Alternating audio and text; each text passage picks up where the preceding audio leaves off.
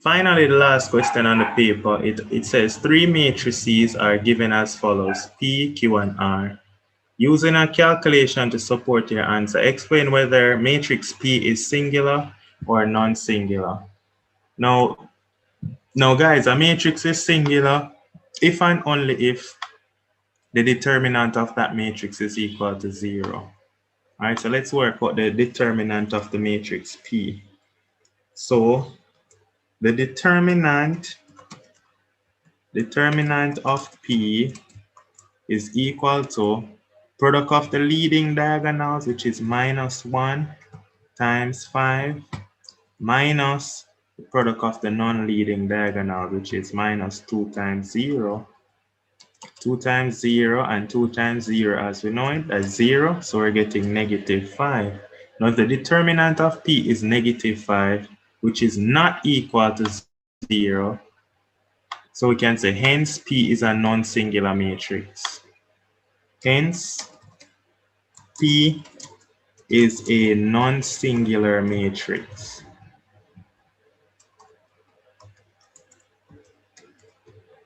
And that takes care of question 10, part 1. Hence, P is a non-singular matrix. Nice and easy. 2 marks. Now it says, given that PQ equal R, determine the values of A, B. So they said that PQ equal R. PQ is equal to R.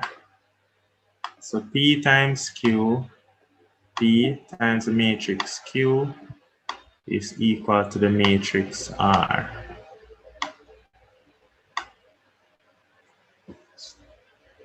All right, let's go ahead and write down what are the elements of P and Q. P is -1, 2, 0, 5. So it's -1, 2, 0, and 5. What are the elements of Q? Q is AB, and R is 11 and 15. A, B, and this is 11 and 15. Now we want to find the values of A and B to satisfy this matrix equation. So let's go ahead and do this quite simple. Now, what this is telling us then is that row by column minus A plus 2B minus A plus 2B is equal to 11. And what it is also telling us is that 0 plus 5B is equal to 15. Now, if 5B equal 15 and B equal 3, and if B equal 3, then minus A plus 2 times 3 is equal to 11.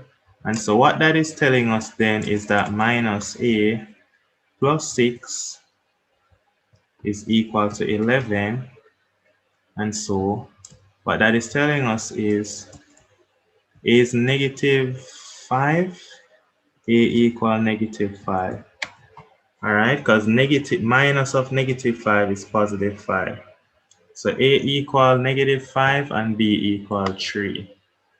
All right, you can check it back. -1 times -5 is +5. Then 2 times 3 is 6. You add them to get 11. 0 plus 5 times 3, you get 15. So A is -5 and B is 3.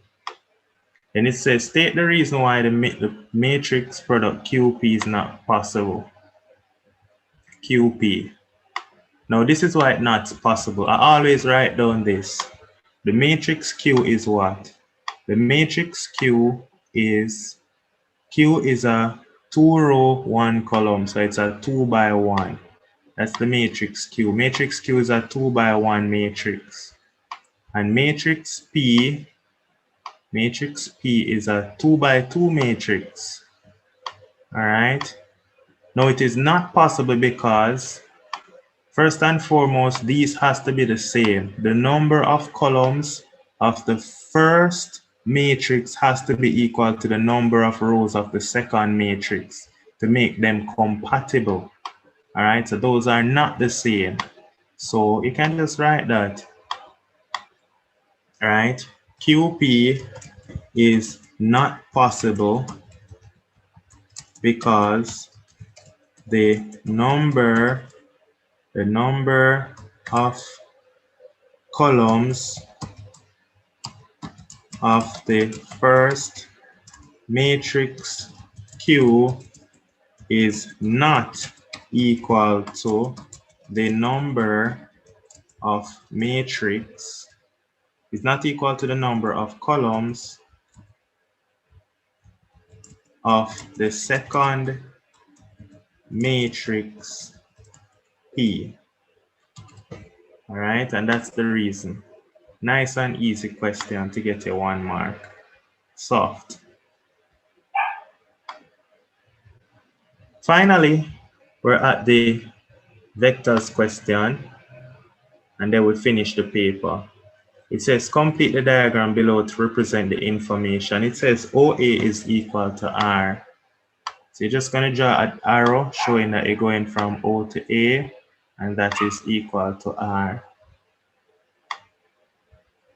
And then it says OC is S. OC is S. And it says OABC is a parallelogram. OABC. So this must be C. All right. And OC going from O to C is S. All right. And there's some more information to put on. We need to put on B.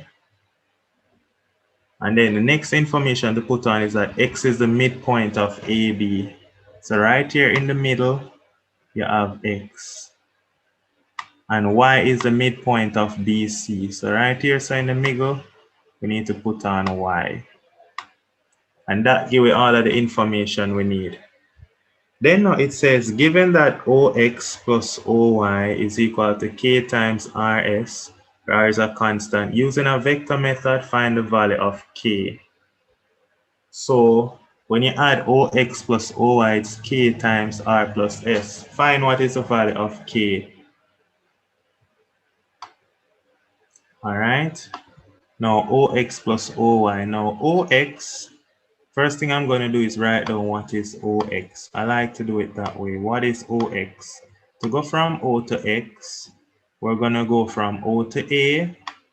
We go from O to A. Look, we go from O to A. And going from O to A is R.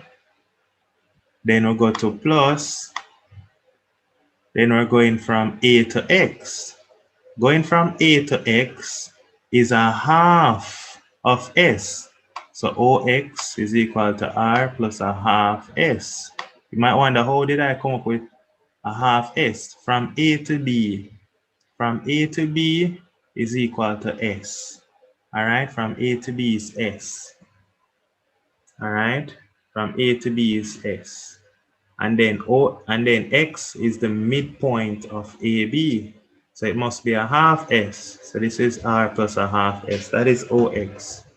Then we want OY. To go from O to Y. To go from O to Y, I would go from O to C. This is OY. Going to OY, I would go from O to C. Would go from O to C, which is S.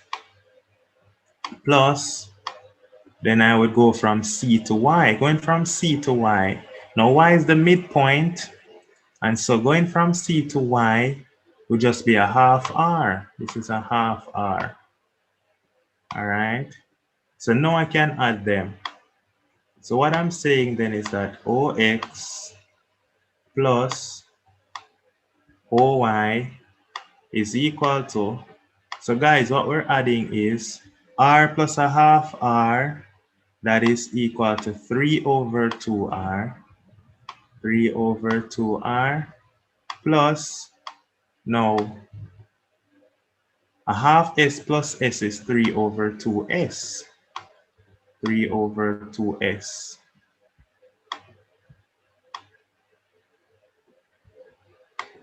3 over 2s. So all you have to do now is factor out 3 over 2. So factor out 3 over 2, and we're left back in with r plus s. And so what is k? Therefore, k is equal to 3 over 2.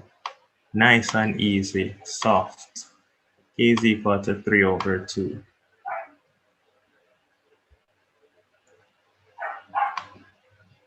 And that's it. So we've covered now January 2019. Stay tuned for many more papers.